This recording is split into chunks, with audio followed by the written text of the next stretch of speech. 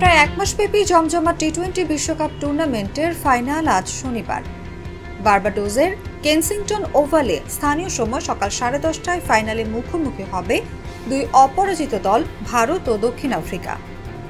এবারের বিশ্বকাপের পুরোটা জুড়েই বারবার বাগড়া দিয়েছে বৃষ্টি। ফাইনালেও এমন কিছুর সম্ভাবনা আছে। খেলা শুরুর কাছাকাছি সময় ঘূর্ণিঝড়ের পূর্বাভাস রয়েছে। আটলান্টিক মহাসাগরে তৈরি হওয়া ঘূর্ণিঝড় রোববারের মধ্যে হারিকেনে পরিণত হতে পারে।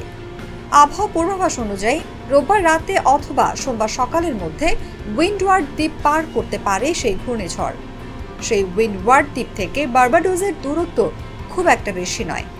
এখানেই হবে বিশ্বকাপের ফাইনাল। ঘূর্ণিঝড়ের কারণে বার্বাডোস ও পার্শ্ববর্তী বিভিন্ন দ্বীপপুঞ্জে বৃষ্টির পূর্বাভাস আছে। শঙ্কায় জায়গা তৈরি হয়েছে এখানেও। যদিও ফাইনালের জন্য রিজার্ভ ডে আছে, কিন্তু রোববারও বৃষ্টির সম্ভাবনা আছে। অ্যাকুওয়েদারের পূর্বাভাস অনুযায়ী শনিবার প্রাথমিকভাবে বৃষ্টির সম্ভাবনা আছে 29%।